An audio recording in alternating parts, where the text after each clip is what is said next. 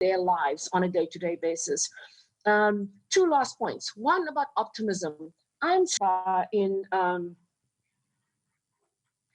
I can't tell you the slide because you didn't have numbers in it, but there's one slide that shows that optimism has gone up between 2015 to 2018, gone up, and then it comes down to the same level, 43%.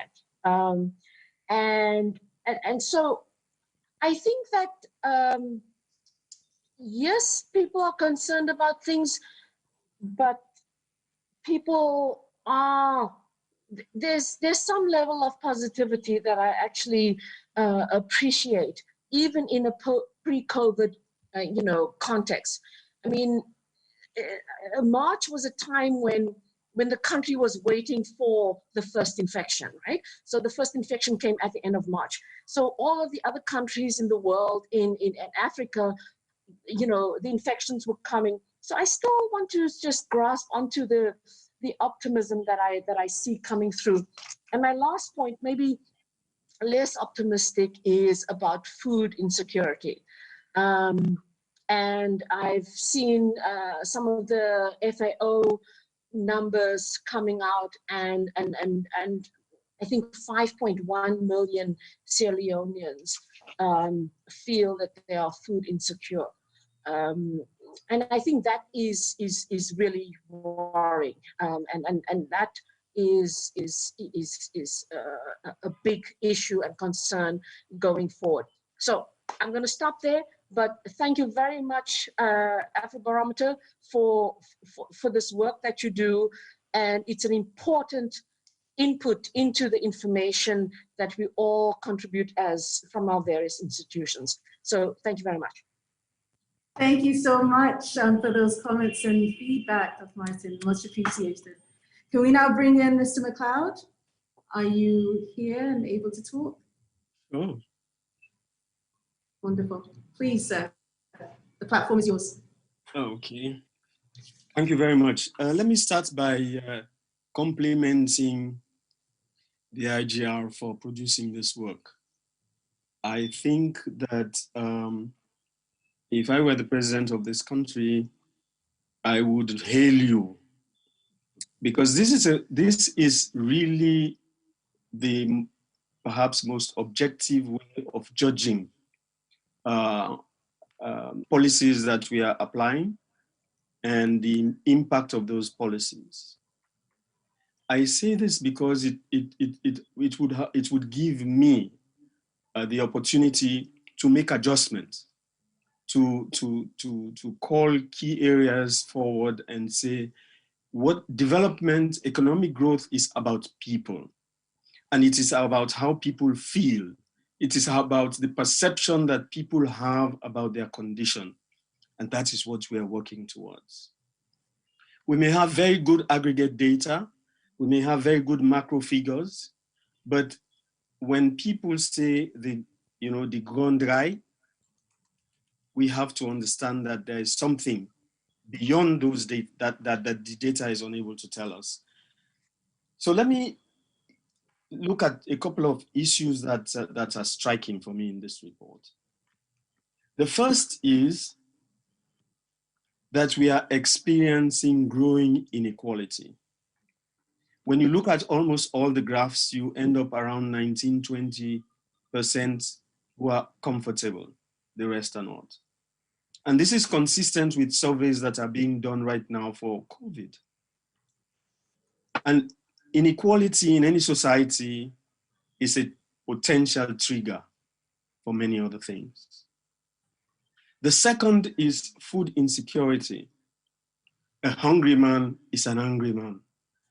And we have seen, as you rightly said, for the first time, concerns about food becoming top priority for people, the majority of the people. Now, when people are hungry, they get easily angry. When you recognize that we have a demographic profile of young people, that is an ingredient for trouble. And so we have to watch it. Now, it is, I need not go through most of the points that the different graphs are making about decline on almost areas. I can only say that this is consistent too with recent GDP updates that was produced by the Central Statistics Office. But what is missing though is we do not know what is happening to change this. And that would be, I don't know how you can do it, but next time it would be very interesting to see what is happening to the private sector. Because in the final analysis, it's the private sector, the informal sector in our case, but it is the private sector that the government must work with to change. And we don't have issues. And the driver is pressing the accelerator, we hear a lot of noise. We think we are moving, but in fact, the wheels are just spinning. We have to handle those underlying issues related to state legitimacy, issues related to decentralization, issues related to security sector reform, the rule of law. We cannot just take the economy and think that we can manage it forward, leaving some of these underlying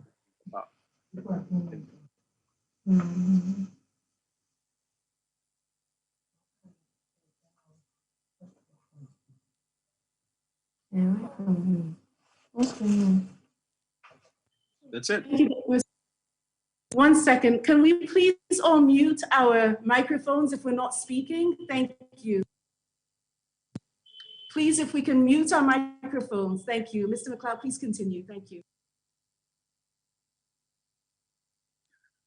I think I'm through for the time being, otherwise I'll take a lot of time once I get into the business of the underlying causes of our fragility. Thank you. Well, it shows the passion you have. Thanks very much. Thank you very much. We are now bringing in the Monique of the IMF. But before he's in, I would just like to acknowledge Yakama. Dr. Yakama Jones is representing the Ministry of Finance today. She's observing the proceedings. And I see Dr. Kande Yomkela of the opposition here. So Madam Monique, over to you, please. Thank you so much, Andrew, and also congratulations to you and Fredlin for an excellent presentation, and thank you so much for inviting me. I thought when I was looking through the results, I was not completely clear. Is this COVID? Is this not COVID? Is this deground dry, or is this deground even drier because of COVID? Because as Gail said, the survey was done in March, but March was already like the month where restrictions were imposed, flights were being cancelled, borders were being closed. I think the state of emergency was called, and a lot of the countries, a lot of the external partners were already struggling in containing the disease. So one could see the economic tension already rising. So it's kind of an interesting moment to do such a survey.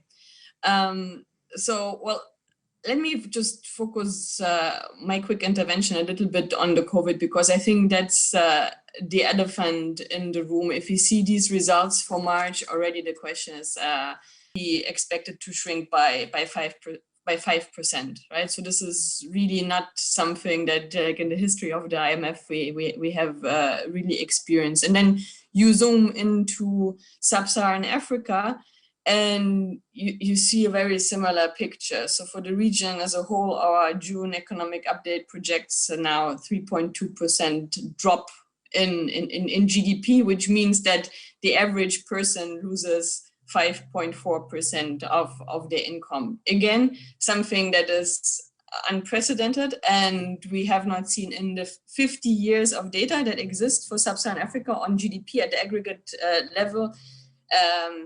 We have not seen that. So, I mean, there are various domestic reasons, of course, and one looking from country to country, one can look through the policy responses, but what we see as four main drivers for at least this year's performance are four main reasons. So first, of course, as I said, global shock, external demand shrinking because basically everybody is impacted, and there is barely any economy that is still growing worldwide. So you have impact on trade, on supply chains. It becomes more difficult to get some of the basic commodities into the country.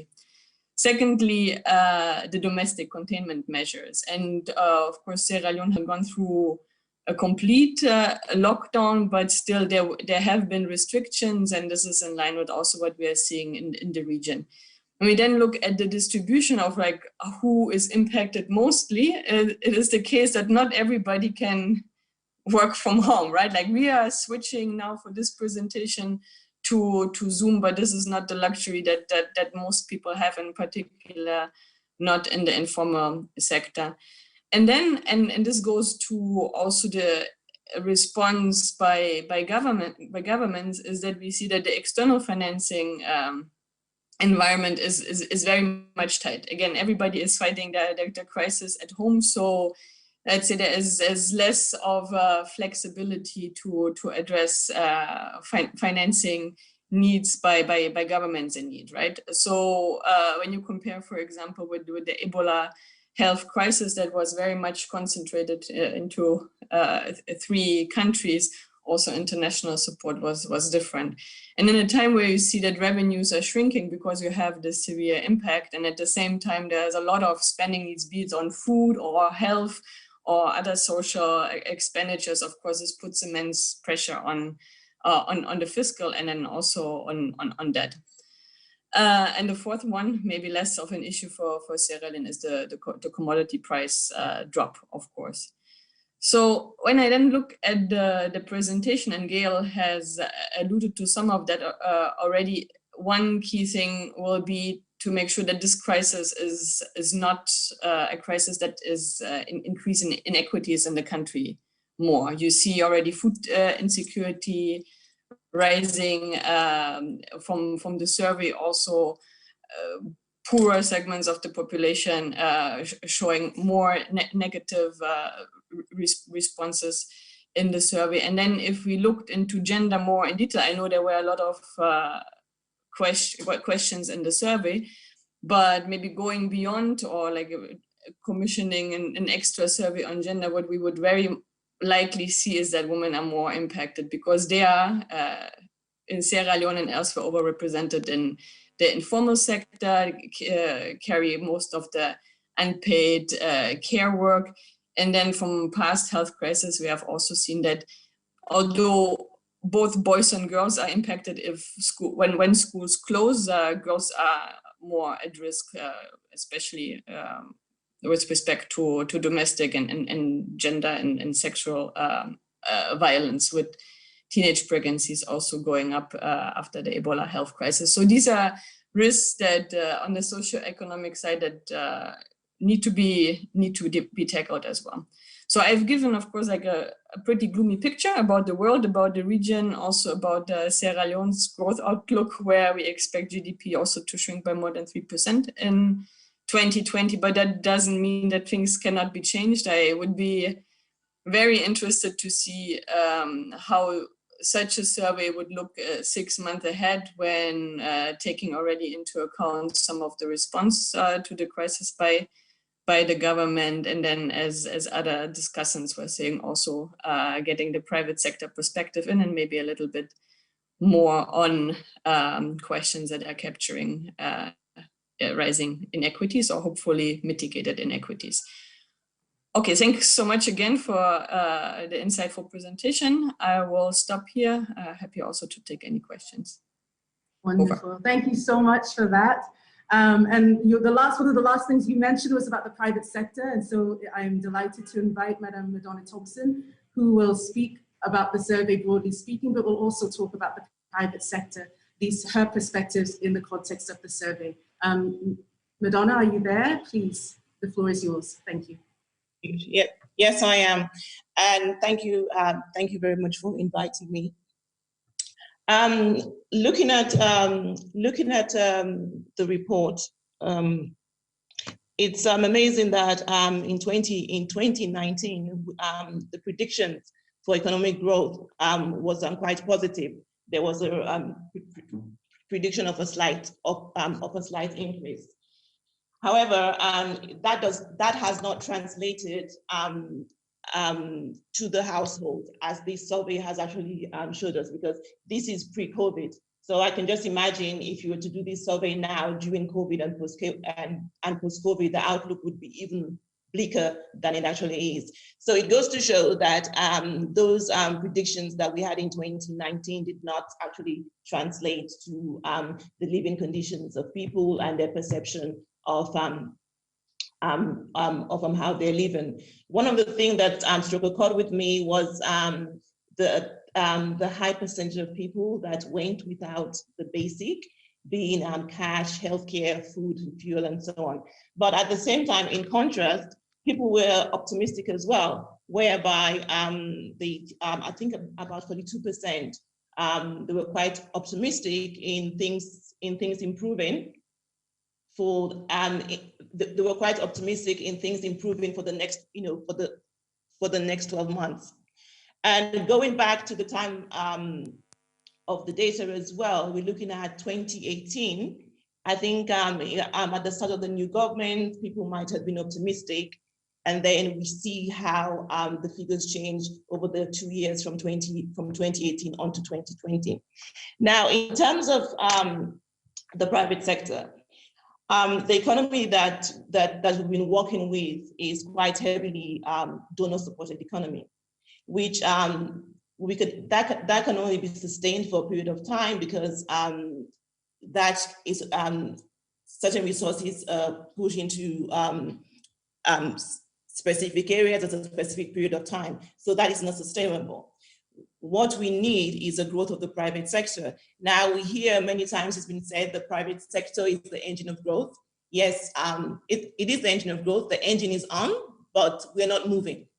So government needs to do more in terms of stimulating the private sector, getting the private sector more involved. And as we know, what the private sector needs is just a good enabling environment for it to actually thrive in that environment. And that's not only with foreign direct investment, but also as well with domestic investment.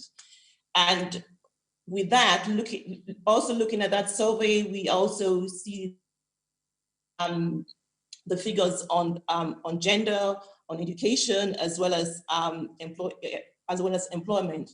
Now, what private sector will actually help, it actually helps to elevate that poverty, in the sense that we create employment, we create job creation, training, skills, and so on.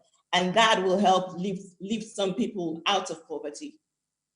So the private sector plays a key role. We hear many times it's been said, private sector growth, private sector development, but it's not developing at the pace that it needs to develop in order to stimulate the economy, in order to create more jobs and to lift people out of poverty. We also see in our culture, our social safety net is usually an extended family. So you have maybe a single person in the household taking care of all the extended family. So in that sense, we also I'm also looking at several people have also mentioned food security. That is really key, especially now during this COVID period. We've had prices of goods have gone up. There has been supply chain disruptions, which means that it has affected the availability and the production of food, and also getting food to market. I think it was Mr. McLeod that mentioned about a hungry man. So we need to ensure that we look at, the government looks at food security. And part of what the private sector can do, if we have a much more growth in the private sector, is to actually help the economy move forward. Also, in terms of the private sector, Sierra Leone, I think from the last data, I think 70% of the private sector activity is in the informal sector. So that balance needs to change as well, because in terms of the informal private sector, there's limitation in data as well. So if there's a limitation in data, it limits how we can review it and how we can see the impact it is having on the economy, and it is also having on citizens as well. I'll just break off from there at this point. Thank you.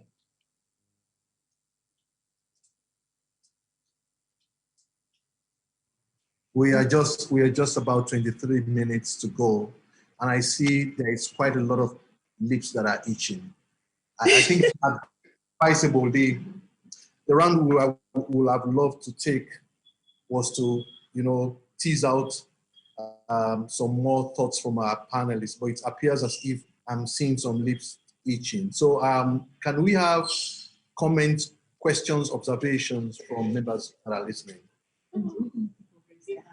Yes. I think just to facilitate it, if you could just raise your hand using the raise hand Zoom, or type in your comments and questions in the chat, and we can also use that method. Thank you.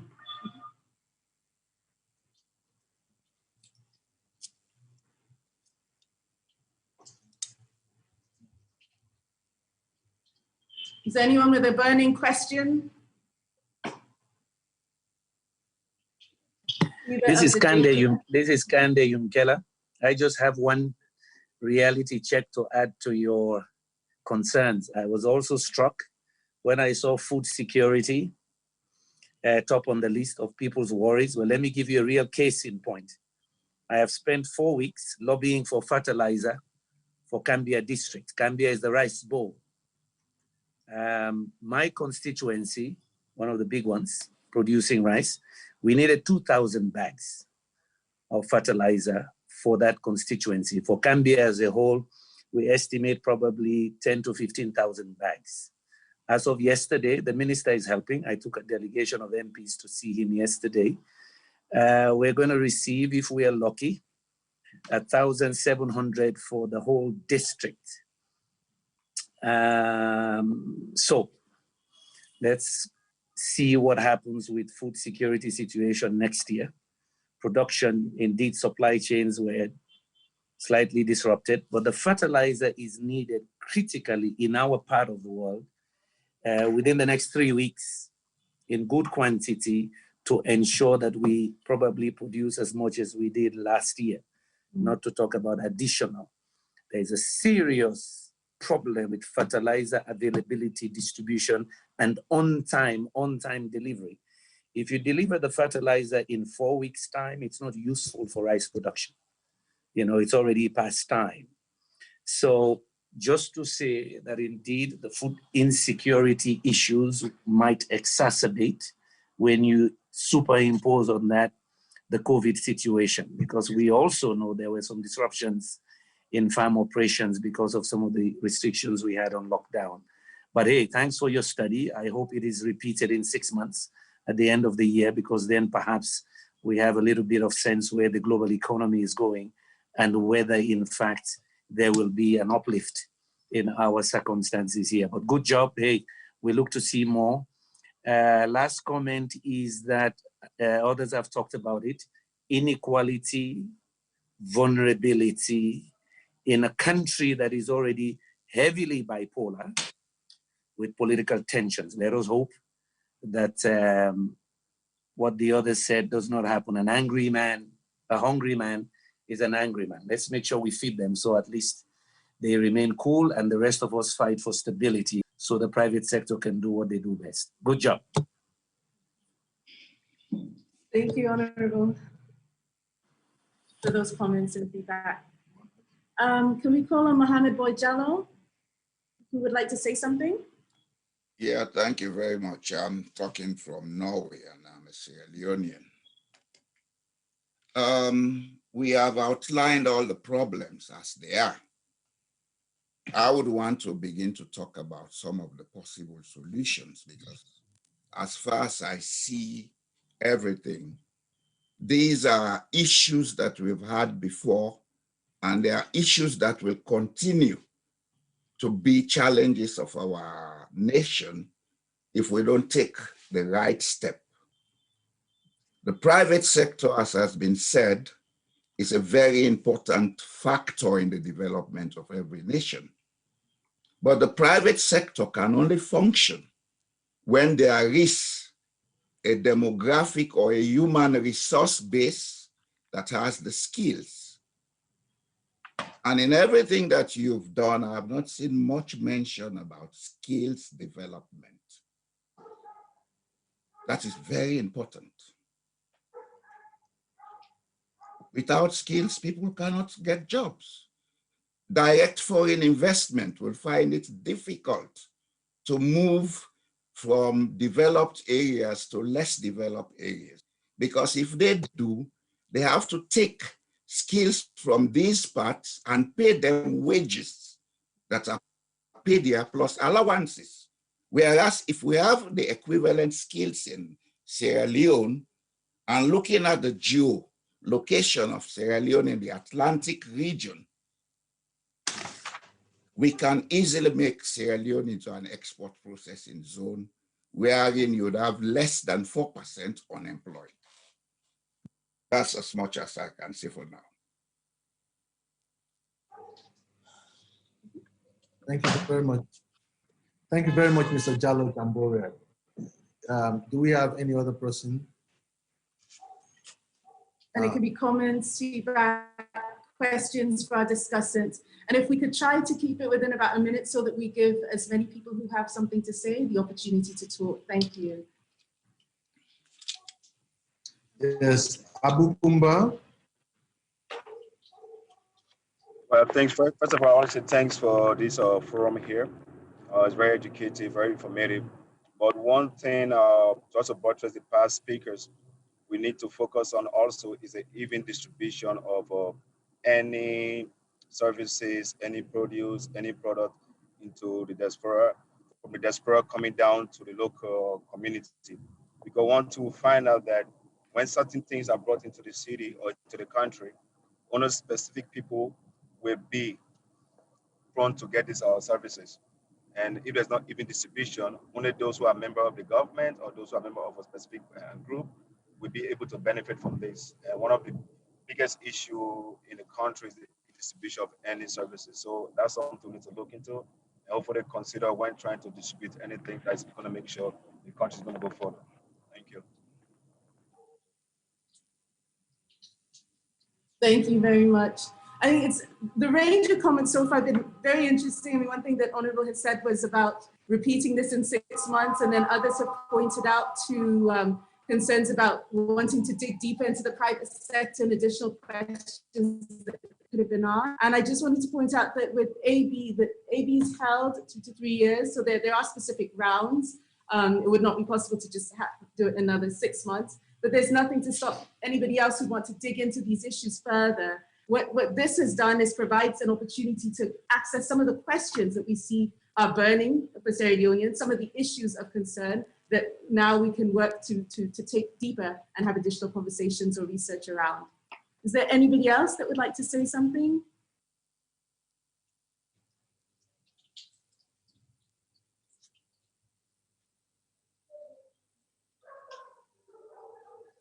In the chat box. So I think in the absence of comments, we can just return to our panel again. And I would like just to give 1.5 minutes to each panelist.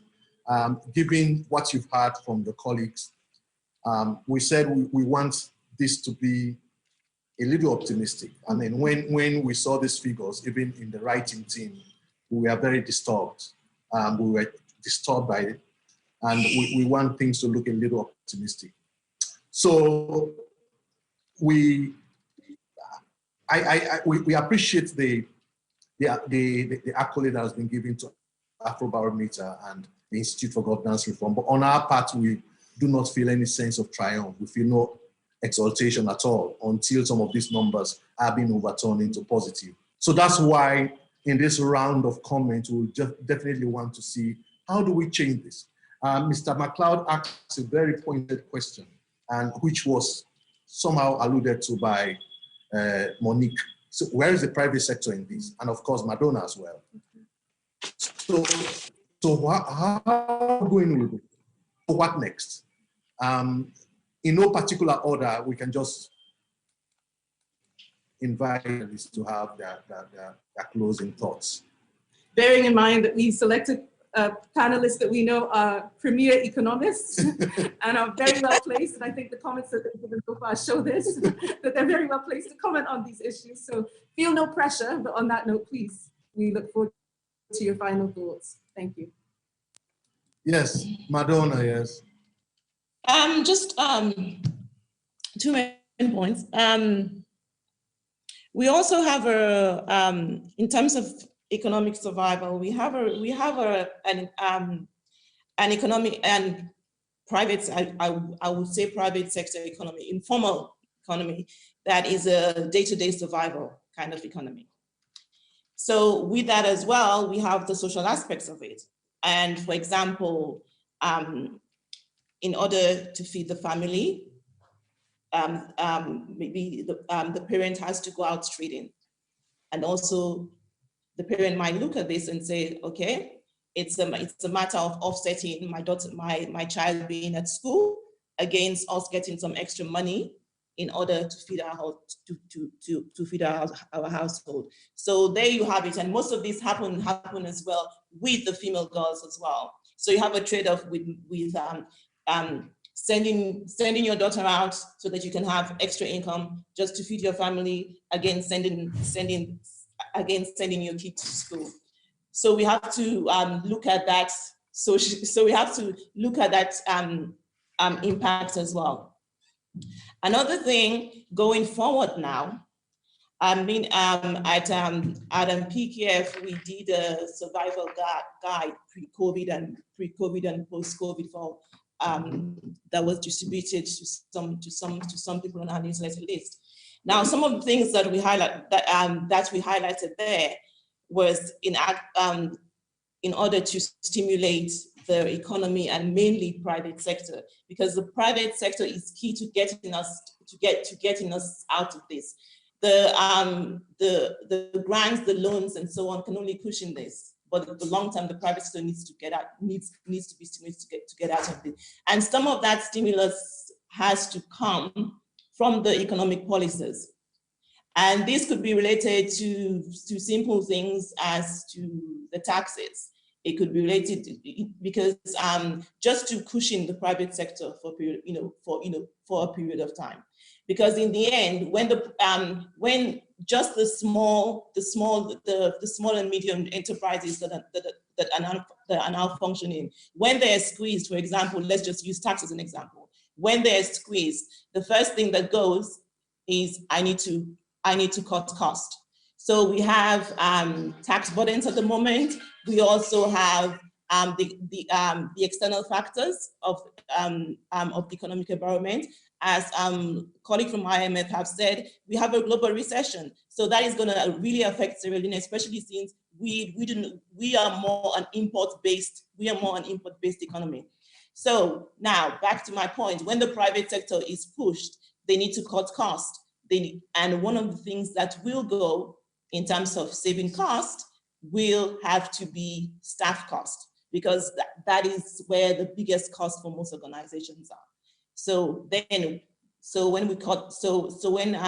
they do make staff redundant and release some of these staff, so that has a social impact as well. Because as I say, that one person might be feeding 10 people and so on. So it impacts healthcare, it impacts education, it impacts just having the basic things to eat.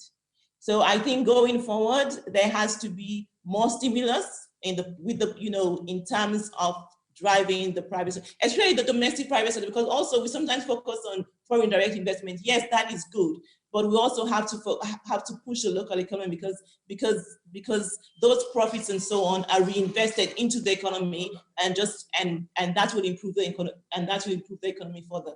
So in my closing, I think I would like to see more focus on private sector in terms of practical movements for the economy to move more into the formal private sector and not just the informal sector, always depending on donors helping each out or donors pushing us, in order to help us.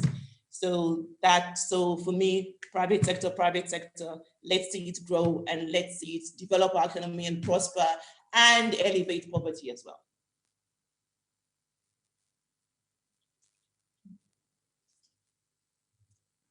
Thank Shall I you. go next? Or? Great thoughts. Thank you, Madonna.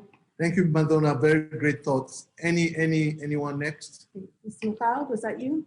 Yeah, shall I go next? Yes, Yes. please. As you begin to talk Someone mentioned distribution of services that it should be equitably and so on. You recall that I did talk about underlying issues. Can we mute again, please? Everybody just make sure that the screens are muted. Yeah. You know, we've got independence for close to 60 years now. Next year it's going to be 60.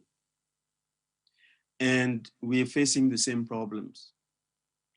We have to be very bold to decide to take a different path.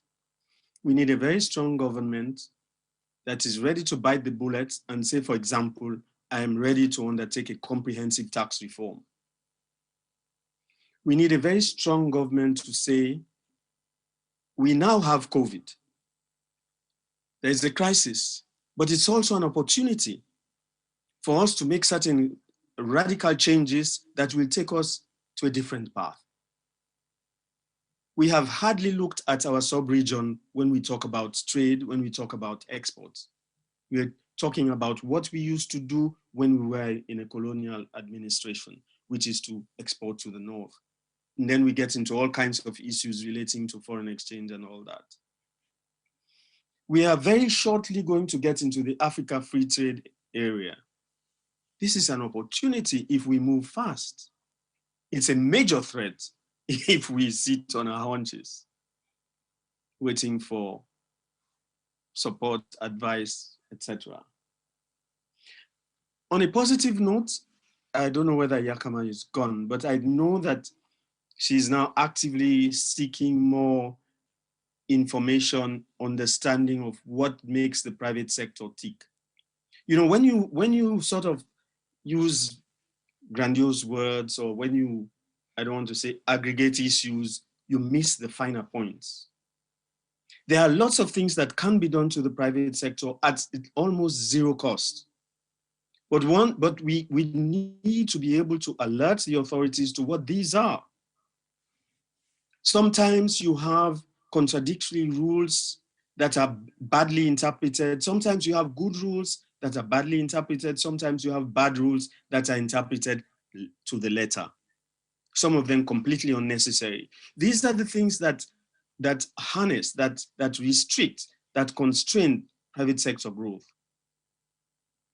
So we need, I think there's still a place. I think this is an agenda which is not only an agenda for the current government, but for subsequent governments. Because when you look at the graphs, you see that it's almost, there's a pattern that goes even beyond what you described, you presented now. All you have to do is look at what has been happening to us since the 1980s. So we might appear to be having, for example, in 2012, we were supposed to have the fastest growing economy. But when I looked at the perception survey from 2012 to 2015, that does not show at all. So we are not doing the right things. And we need to accept that we have not been doing the right things and try to think of something that is different, that will allow us, as I say, to get out of the trap that we now find ourselves.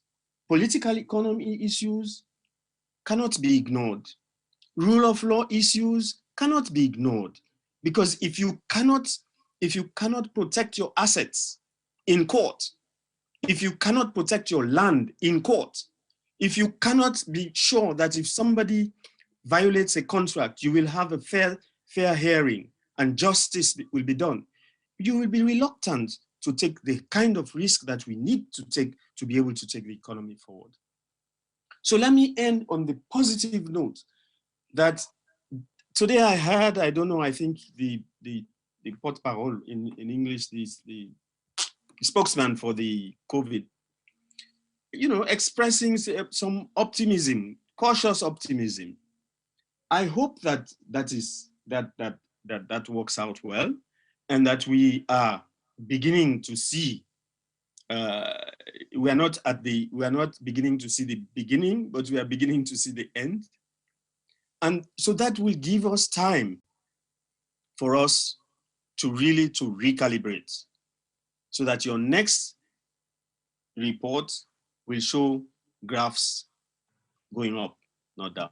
Thank you very much. Thank you very much for those great points, Mr. McLeod. We have 2-3 more minutes to go. Between Monique and Gail, I don't know who is going next. So you just have 3 minutes to share. So I'm just going to say thank you again for inviting me, and great job on the report. Looking forward to reading the next one on this, but also on other topics. The education one was also extremely interesting. Thank you. Thank you. Thank you. Thank you. Gail, any last words? You might be on mute if you're trying to speak. Gail has been having challenges with Okay, so Freddie, you can. Okay, well, while Gail is possibly coming in, I'm just going to quickly, many people brought up gender, which I thought was great. I really appreciate the gender breakdown of the panel as well. Economics issues are key. It's interesting that the data didn't really show much differentiation amongst women, but as was pointed out, I think further delving into the data and into information, especially with schools, or for example, who has access to technology, some of these issues could come up, and we will be doing something on education that should actually bring out some of the gender dimensions. So in all, I just want to say a big thank you to everybody. This is a busy time, a COVID time, and so for people to take time out of their schedules to join us, to stay on for the whole time, to ask questions, to engage, has been wonderful, has been helpful. Despite the data, I think that we have ended on a note of optimism. I mean, some of the comments talked about education and the need to change our education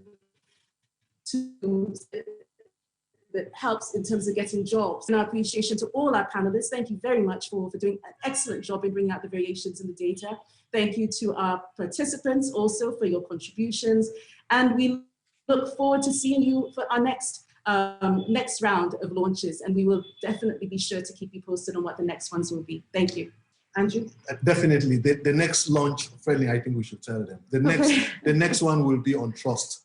So, I mean, most of the panelists have spoken about, human rights, trust in institutions. So then the next satellite will definitely focus on trust, and you begin to see the implications of management of institutions to economic outcomes. And we will also be doing gender. We're doing gender as well. Mm-hmm. So for us at the Institute for Governance Reform and the Afrobarometer, we only measure the effectiveness of things like this on the basis of the uptake of the recommendations.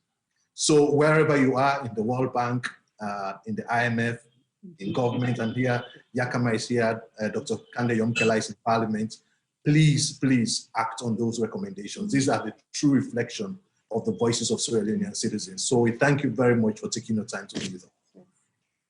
Thank you. Thank you. Goodbye, everyone, and thanks again. Thank you very much. Bye. Thank you. Bye-bye. Bye. Bye. Thank you.